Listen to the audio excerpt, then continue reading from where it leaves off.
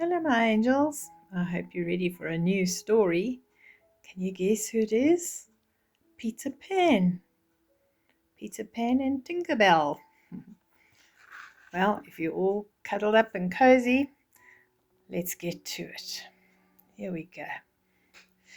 There was a faraway place where the sun always shines, the sky is always blue, and no one ever grows old.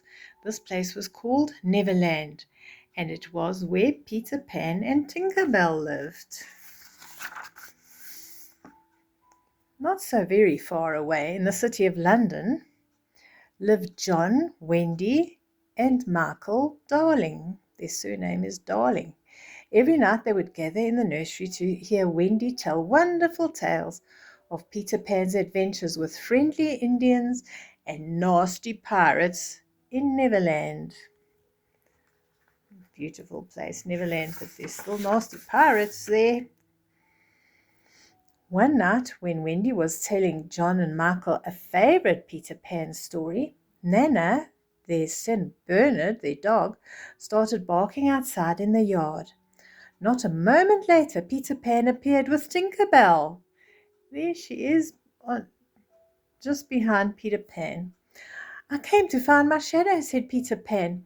Nana took it from me the other night as I was secretly listening to your stories. Nana the dog. Here it is, said Wendy.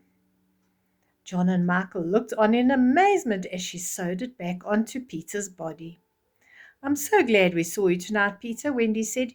You see, tonight's my last night in the nursery because tomorrow I have to grow up. But that means no more stories, cried Peter, unless I take you all back to Neverland with me.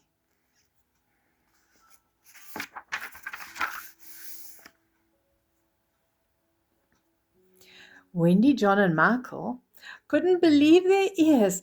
That would be wonderful, they shouted. Peter Pan sprinkled some of Tinkerbell's pixie dust over the children and told them to think happy thoughts. Now you can fly, said Peter. They just had to think happy thoughts and have sprinkled dust on them, magic dust. Suddenly they were all soaring through the skies of London, heading directly toward Neverland. Wouldn't it be wonderful to fly?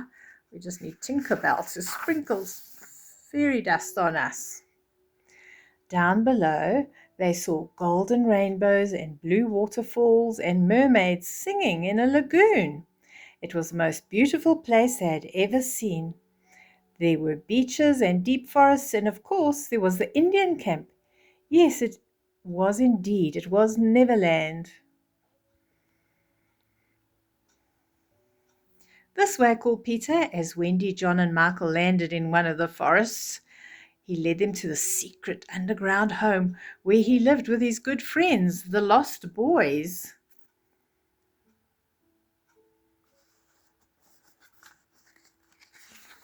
Oops, I turned 2 pages at once. That's no good. There we go.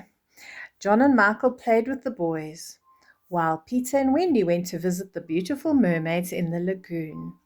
There they are. It was then that Peter Pan spied the Indian chief's daughter, Tiger Lily, tied up in the boat of the evil Captain Hook.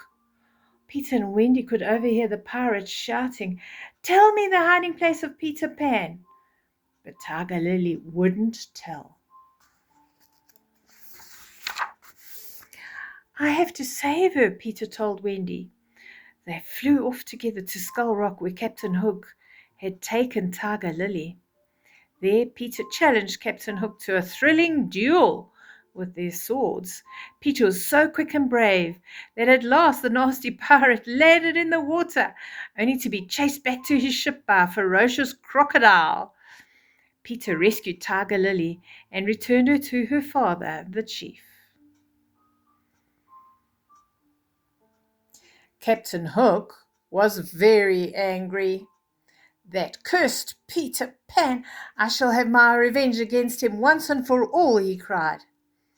He captured Tinkerbell and he forced her to show him where Peter Pan lived.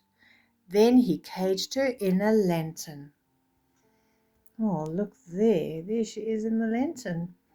And do you know why Captain Hook has one hand gone? Because a crocodile ate it. The crocodile bit off his hand, and that's why he's so afraid of the crocodile now.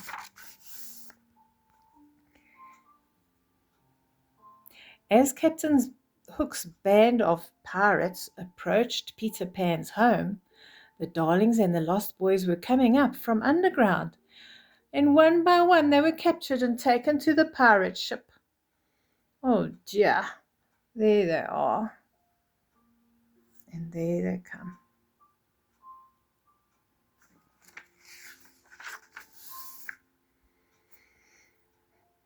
Peter Pan will save us, Wendy said bravely. Captain Hook roared with wicked laughter. Pan will never be able to save you, he shouted. You will walk the plank. No one noticed as Tinker Bell escaped from the lantern, and she flew as fast as she could to go and warn Peter Pan.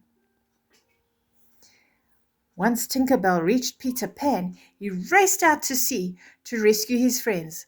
I've come to stop you once and for all, Captain Hook, cried Peter. This time you've gone too far. After another fierce duel, Peter Pan threw Hook and all the pirates overboard. Hook was chased away by, guess who? By the crocodile. And no one cared to save him because he was a nasty man. No one wanted to save him even. Thank you ever so much for rescuing us, Peter, said Wendy. We would love to stay in Neverland a while longer, but it's getting late, and I think it's time for us to leave. John and Michael nodded in agreement. They're still on the ship. There they are. Well, if that's the case, said Peter, we sail tonight. Once again, Peter Pan sprinkled Tinker Bell's pixie dust over everyone, and Captain Hook's pirate ship was suddenly sailing through the skies of Neverland, heading back to the Darlings' home in London.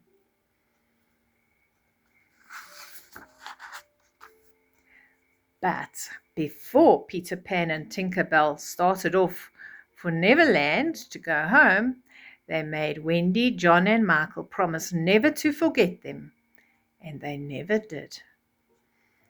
Bye, Peter Pan.